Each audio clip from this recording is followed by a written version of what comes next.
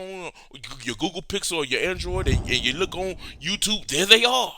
And they got hundreds and thousands of followers. Every time they go live, there's 2,000, 3,000 people in their live stream, and they look the part, they dress the part, but they're riding that beast.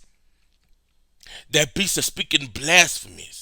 They can't speak life into your spirit. Like that virtuous woman speaks life into her husband. That whorish woman can't speak life into her husband. That whorish woman can't speak life into your spirit. Yeah, they give you thrills and chills with what they say out their mouth. But in the end, when the rubber meets the road, when the fire comes, there is no word in you to sustain you. Why? Because we are listening to that Revelation 17 woman. A false revival, a false pretense, a false church, a false church. And that's a lot of us right now falling victim to this false church. We got a lot of motivational speakers, but we don't have a lot of people bringing that anointing that's really called of God. Fire, been through the fire, tried and tested.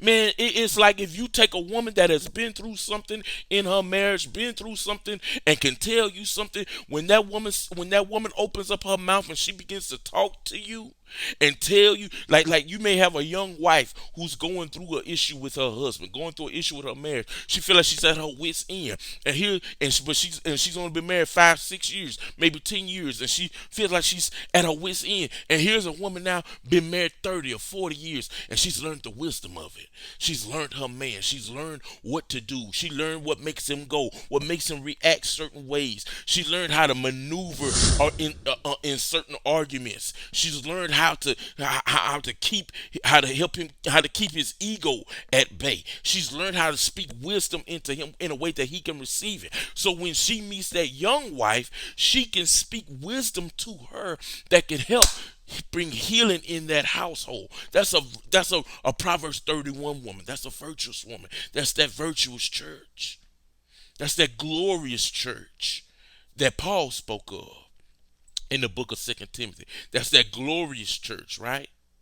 But we're right now we're in a phase right now where we're caught up in this with this other woman. We're caught up in this Revelation 17 type of woman, because this Revelation 17 woman, man, she walked bad. Oh man, she looked good. Look how she dressed. She's showing everything. She's hypnotizing us.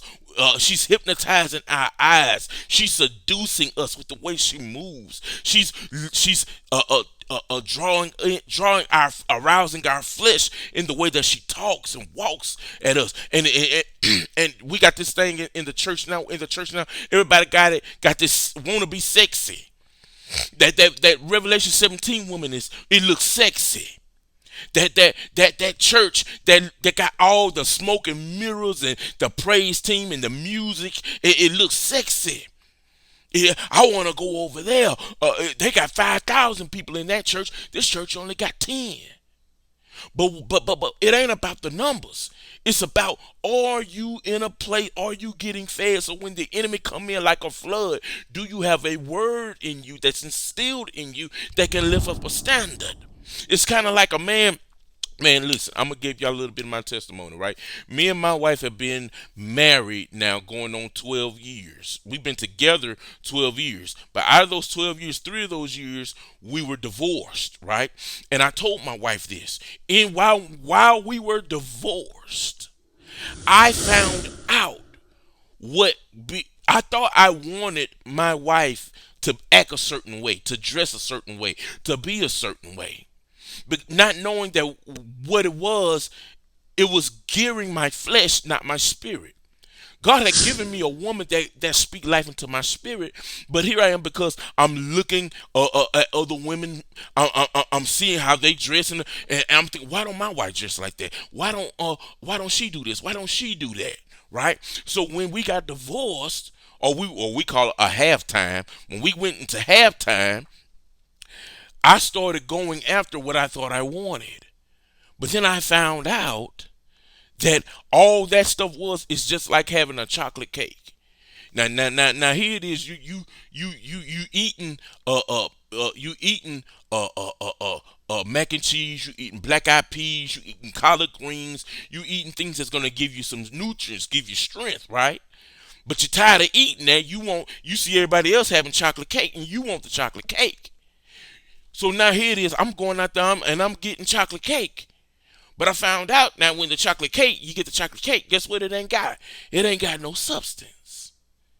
All the substance that I wanted was at home with my wife at that. You see what I'm saying? So I say that to say this. We chasing this Revelation 17 woman. It ain't nothing but chocolate cake. It ain't no substance. Ain't no word that's gonna keep you. Yeah, she decked up in silver and gold. She got on her scarlet robe. She's decked out in pearls and jewelry. And she's got that golden cup in her hand, which means she got prosperity. And to make it look like this is what we want. But what it is, it's an abomination. It's a false revival. It's something that's meant to pull you away from God.